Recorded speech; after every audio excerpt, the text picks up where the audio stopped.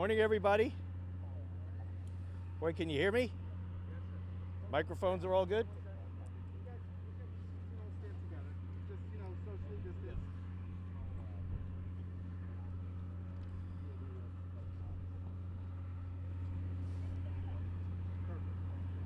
All right. So whenever you're ready.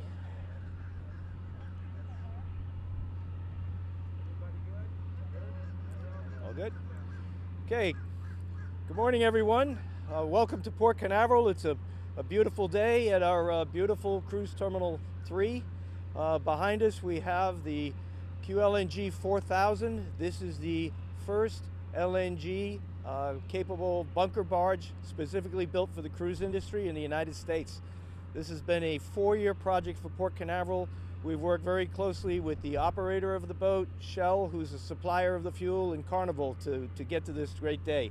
The only thing missing is the Mardi Gras. And when she gets here, this is the ship that will be fueling the ship itself with LNG. The vessel's currently doing some other projects. Chad Verrett, who's behind me, will tell you what they're doing, but they are fueling ships right now. The ship has a full load of LNG aboard right now and is ready to bunker another vessel in the next week or so. So we're really excited to have it here. As I said, this has been a 4-year project from concept to reality, and we're really excited to be here and can't wait to have your questions. I'd like to introduce our chairman of the Canaveral Port Authority, Admiral Wayne Justice. Wayne, would you like to say a few words? Thank you, appreciate it, John. Good morning. Great to be here, particularly as a retired Coast Guard. I spent decades in my career working with LNG, and it's been a viable commodity for years, for many years, but not necessarily well received by the public. It's been a real pleasure the last 4 years working with this team here to produce this capability and to bring it here, and LNG is absolutely the fuel of the future. It is clean, it is less expensive, and it's made right here in the United States. It's the future for what large cruises as well as other modes are doing. Great to have it here. We at Port Canaveral welcome both the Mardi Gras and this way of doing production, but as well, there's other demands and other needs in this region for liquefied natural gas, and we are really proud to be able to produce that capability and happy to be part of the team that's going to make this safe and secure move into the future for this region. With that, I'd like to introduce Chad. Please come on up. President of the company here. Thank you. Thank you, everybody. Good morning.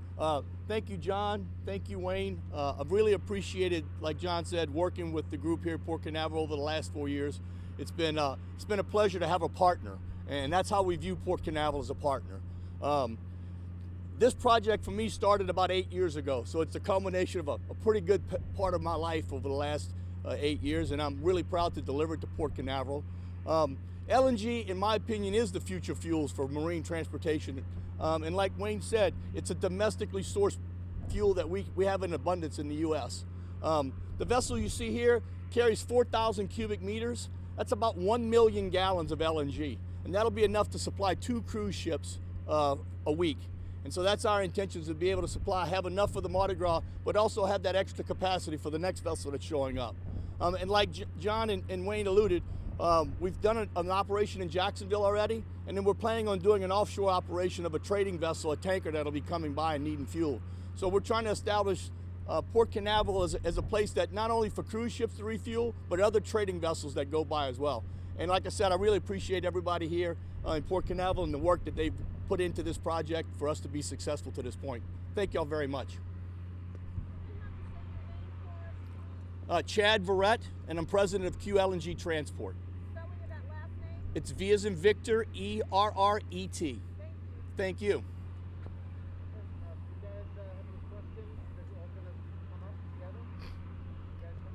Yep. I have a question for you, Chad, if you don't mind. Can you tell us, explain how much fuel is on board there? How do you fuel the ship? I mean, how does that work? So the vessel carries, like I said, about 1 million liquid gallons of natural gas.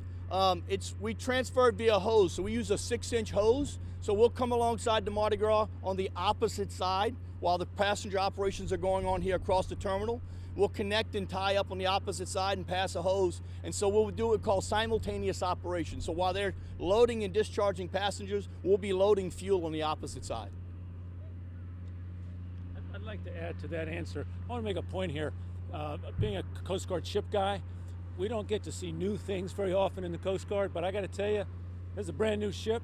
It's got the platforms that move the technology and also the materials, the state-of-the-art materials make this transfer operation safe as it's ever been, but also efficient, and it's quite remarkable. It's really great to be around something new. Thanks.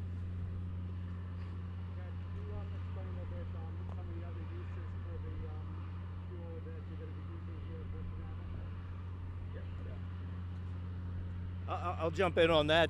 Thanks, Dave, for the question. But yeah, there's a lot of uses for the fuel. There are power plants. There are all sorts of industrial applications that sometimes they have the capability to burn LNG, but they're not using it because it's not readily available. So we will be able to help with that with this barge bringing the fuel into Port Canaveral, and we're looking at some different options for that right now. The big user that we're looking at and is the space industry.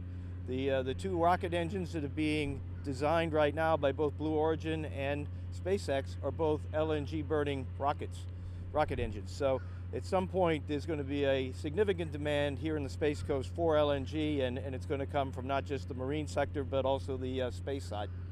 Captain Murray, one of the things some of the public people that was coming out here today asked, is this safe? Are you sure this is the safe way to go? I'm going to tell you how safe this is. Our fire department, Chief Sergeant here, has been with the Coast Guard and all of the regulatory bodies since the very beginning when we started this venture 4 years ago. And Chief Sergeant can tell you exactly what he thinks of the safety of LNG. So if you have any questions for him, please feel free. I'll let you talk about it, Dave. Go ahead. He's waving me in. So the bottom line with this is, yes, it's safe. It is safe.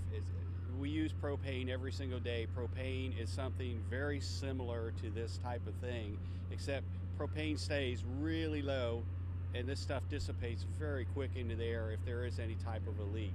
The Port Authority and Shell have sent us all over the place to do the research on this and get the necessities that we need if there is any type of an accident. As you all know, I wouldn't have a job if we didn't have accidents out there, but we are well prepared to handle this better than anything we've ever been prepared for in the past.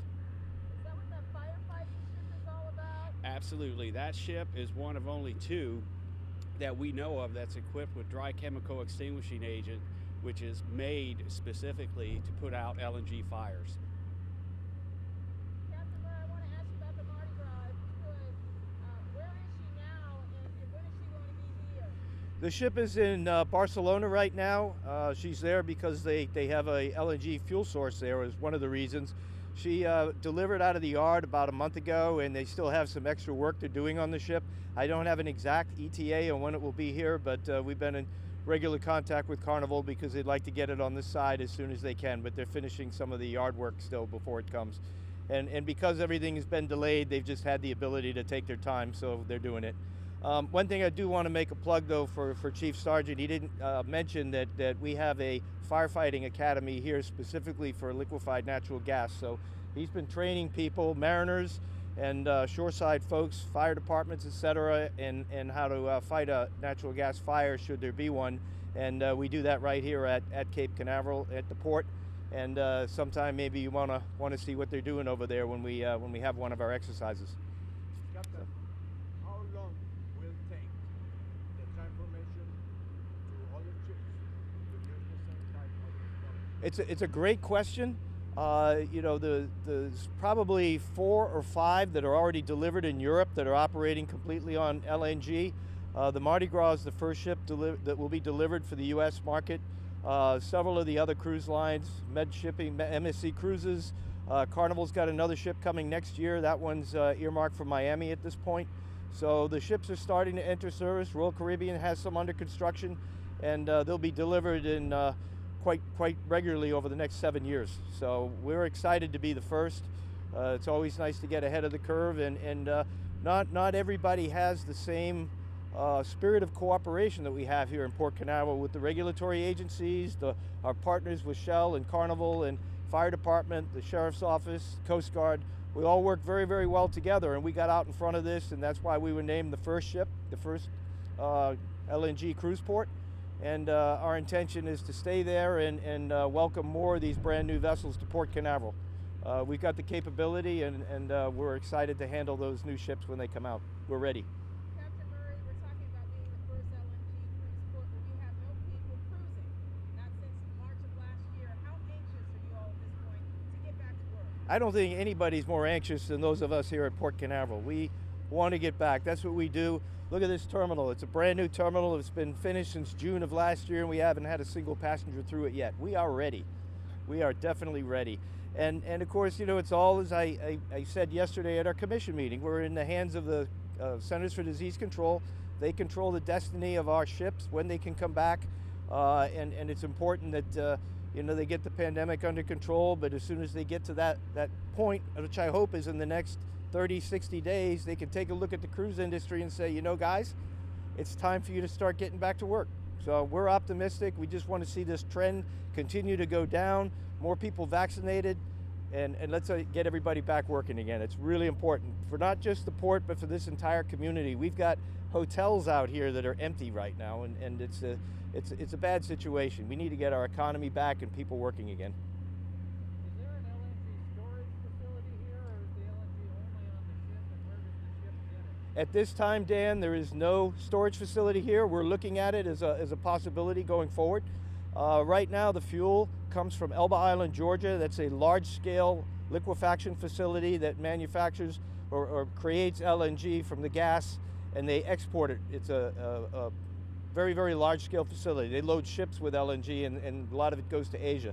What you'll notice on this barge in particular, Chad, I'm stealing your thunder here, but the very height of it is because the loading arms at Elba Island, Georgia, where they produce the LNG, is very high because they're loading ships.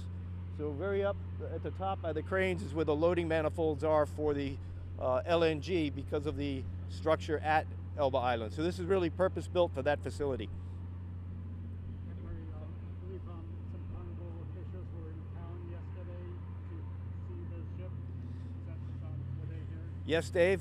We had a group from Carnival. We had a group from Royal Caribbean. Everybody is very, very interested in what we're doing here, and we're delighted to show it off. And it was also good to show off the terminal to a few folks yesterday that hadn't even seen it yet. So we had probably, 6 or 7 people here from Carnival yesterday. So Did they give any indication on when the Mardi Gras might be starting after no, sale? no. In fact, yesterday, Dave, before we had our commission meeting yesterday, and after the commission meeting, Carnival had a very, very extensive announcement on cancellations through May, and they included Alaska and a lot of different things on it. It's a very, very comprehensive cancellation notice that went out yesterday afternoon. It was prior to our meeting, so I didn't say anything about it there. After our meeting, I'm sorry. How long does it take to actually fuel a ship like the Mardi Gras? I think right now it's going to take longer the first time, but 6 to 8 hours at the most. Yes, sir, that's correct. Yep, 6 to 8 hours, which isn't much different than a current fuel barge. And the ship will be on the dock as you're fueling the ship? Yes, the ship will be alongside the dock. When the actual operation occurs, you won't see the tug and barge again because it'll be on the offshore side. So this is a great opportunity for you all to see it. I know we've got a photo team going on board to take some pictures, and I encourage you to ask lots of questions because I know you're going to be sharing some of the photos and the information after, but this is a great story for our community, great story for Central Florida, and really want you all to get the most out of it that you can today. Captain, what is the difference in cost between regular fuel and these new technology fuel? The new technology fuel is you know, it's like any energy fuel. It's tied to a market. It's a market goes up and down like gasoline prices, diesel prices. It's closer in line with a heavy marine fuel versus a MGO, a gas oil type fuel. Keep in mind, and we all forget because we think of 2020 as the COVID year, but 2020 was the year the IMO regulations went into effect, and the big ships aren't allowed to burn the heavy fuel anywhere in the world anymore. So they have to either burn a light grade fuel, which is very expensive, marine gas oil, or they have to burn an alternative fuel like LNG. And LNG is the more cost effective and the more efficient fuel. It burns cleaner than the marine gas oil. So it's the best fuel out there right now from an environmental standpoint, and we have plenty of it in the United States. That's the other advantage.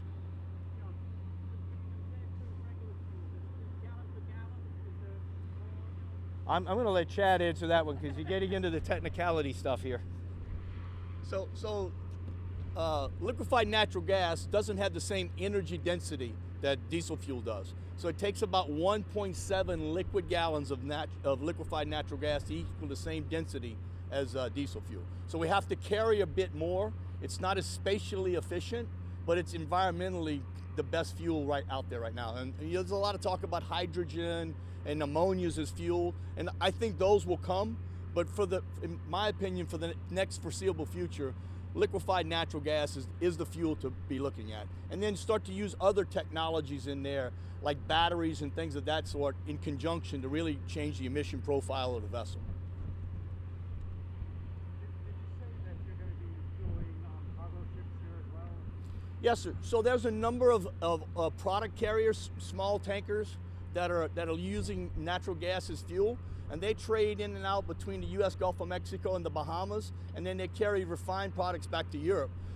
Port Canaveral is uniquely set that it's in the path where they go by, so we're looking at being able to offer that fuel offshore to trading vessels as they go by Port Canaveral, either offshore in a free floating drift type scenario, or here at the anchorage in Port Canaveral as well. So it can be done in port. It could be done, but for those trading vessels with the draft and all, it's easier if we do it out in the anchorage. It's just more convenient for them since they're just trading by and they're not actually doing business in the port.